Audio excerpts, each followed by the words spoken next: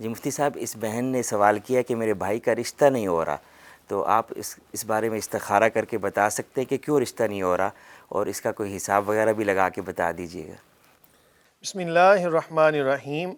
پہلی بات تو یہ یاد رکھیں کہ جب رشتہ کرنا ہو کہیں پر تو پرانے جو لوگ تھے نا، وہ ایک جملہ بولا کرتے تھے کہ جوتے گھس جاتے ہیں رشتہ تلاش کرتے کرتے، اچھا رشتہ تلاش کرتے کرتے رشتے نہیں ملتے بعض دفعہ۔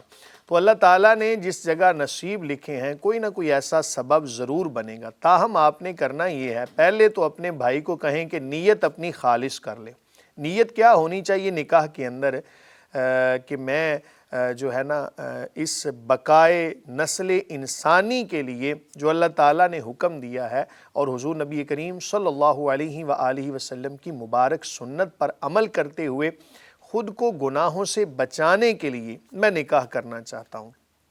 اور ساتھ ساتھ جب بھی وہ نماز پڑھیں، ہر نماز کے بعد اول آخر دروشی پڑھیں اور یہ دعا پڑھیں، اللہم ربنا ہب لنا من ازواجنا وذریاتنا قرۃ اعین واجعلنا للمتقین اماما۔ 7 مرتبہ اس کو پڑھیں، اس کے بعد آخر میں پھر دروشی پڑھیں، سجدے کے اندر دعا کریں، تو یقیناً اللہ تعالیٰ کی بارگاہ میں قوی امید ہے کہ ان کا یہ مسئلہ حل ہو جائے گا۔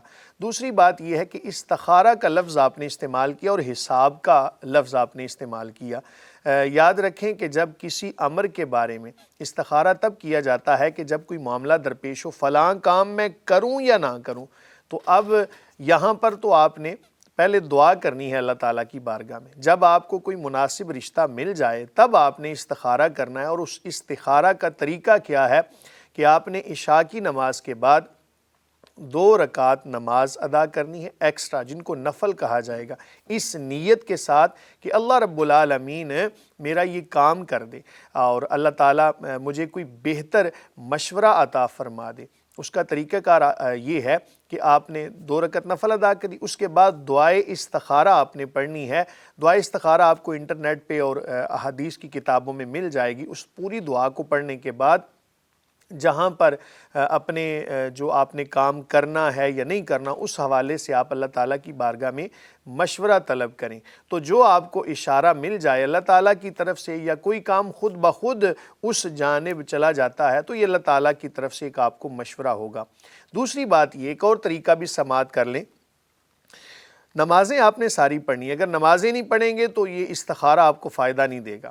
کرنا آپ نے یہ ہے، تمام نمازیں پڑھنی ہیں جناب۔ عشاء کی نماز پڑھنے کے بعد دائیں کروٹ سنت کے مطابق آپ نے لیٹ جانا ہے اور اپنی جو دائیں ہتھیلی ہے اس کے اوپر اول آخر دروشی پڑھنا ہے آپ نے 111 مرتبہ۔ یا مہیمن، اللہ تعالیٰ کا صفاتی نام ہے یا مہیمن، اس کو پڑھ کے دم کر لیں اور اس طرح اپنی گال کے نیچے، رخسار کے نیچے رکھ کے سنت کے مطابق سونے کا مطلب یہ ہے کہ آپ کا سر جو ہے وہ قبلے کی دائیں جانب ہو اور بائیں طرف ٹانگیں ہوں اور چہرہ سیدھا قبلہ کی جانب ہو، اور سنت کے مطابق سو جائیں اور ساتھ ساتھ اپنے مقصد کو سامنے رکھتے ہوئے تب تک اس اسم شریف کو پڑھتے رہیں جب تک نیند نہ آ جائے۔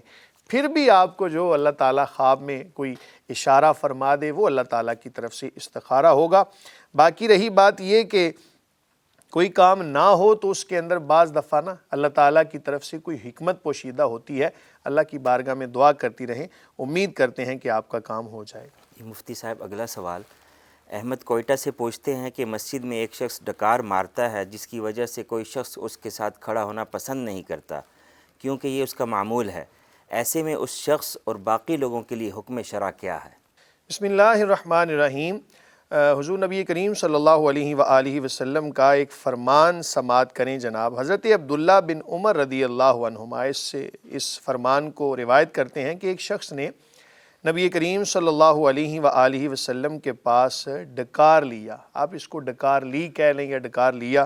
تو آپ صلی اللہ علیہ وآلہ وسلم نے فرمایا، اپنی ڈکار کو ہم سے دور رکھو، کیونکہ اس دنیا میں جو لوگ زیادہ سیر ہوتے ہیں وہ قیامت کے دن زیادہ لمبی بھوک والے ہوں گے۔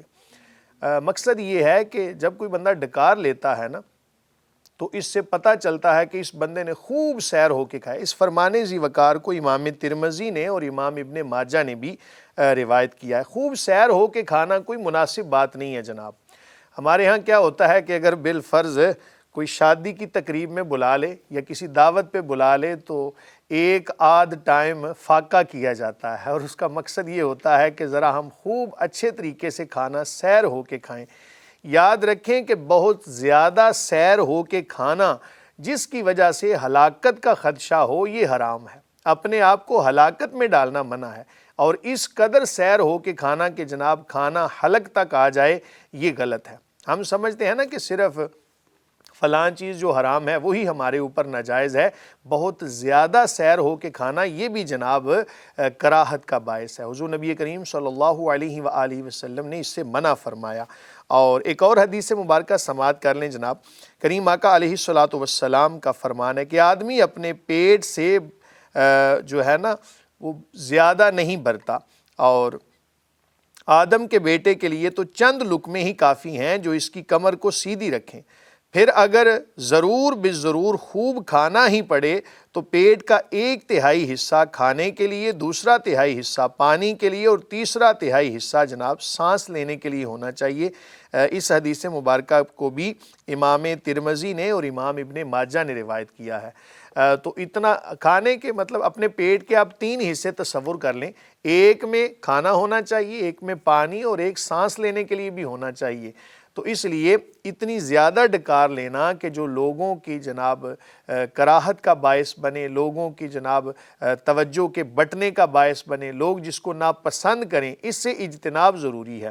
تو یہ اصل مسئلہ تو ہے کھانے کے حوالے سے، تو بہت زیادہ لمبی لمبی اور بلند آواز سے ڈکاریں لینا یہ کوئی مناسب عمل نہیں، اور کوئی بھی قوم اس کو اچھا نہیں سمجھتی، اس لیے اس سے بہرحال اجتناب ضروری ہے۔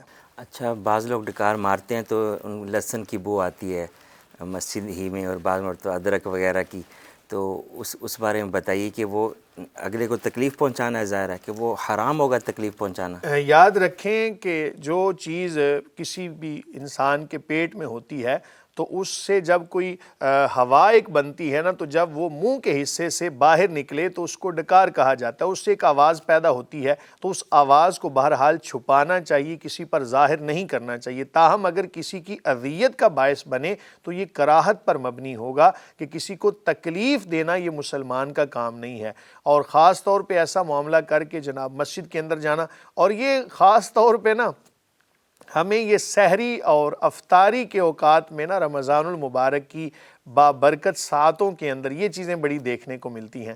تو سحری کریں، افطاری کریں، اپنے آپ کو ہلاکت میں نہ ڈالیں جناب، کچھ اپنے جسم کی زکوٰۃ بھی نکلنے دیں۔ اللہ تعالیٰ ہمیں تمام تر معاملات کو شریعت کے سپرد کرنے کی توفیق عطا فرمائے۔ واللہ تعالیٰ عالم بالصواب۔ مفتی صاحب، اگلا سوال، کسی نے پوچھا ہے کہ اگر کسی شخص کے پاس کوئی ٹیپ ریکارڈر ہو اور کوئی دوست اس سے مانگے اور وہ اسے دے دے، تو وہ جا کر اس سے معاذ اللہ گانے سنیں، تو کیا جس نے دیا ہے وہ بھی گناہ گار ہوگا یا صرف سننے والا گناہ گار ہوگا؟ بسم اللہ الرحمن الرحیم۔ کوئی بھی چیز جب آپ کسی کو دیں تو جس چیز کے اندر اچھا پہلو بھی نکلتا ہو، برا پہلو بھی نکلتا ہو، تو اچھی نیت کے ساتھ اگر آپ نے کوئی عمل کیا تو امید کرتے ہیں کہ اس پر ثواب ملے گا۔ اگر اس کا کوئی غلط استعمال کرتا ہے تو گناہ اس کے سر پہ ہے۔ لا یکلف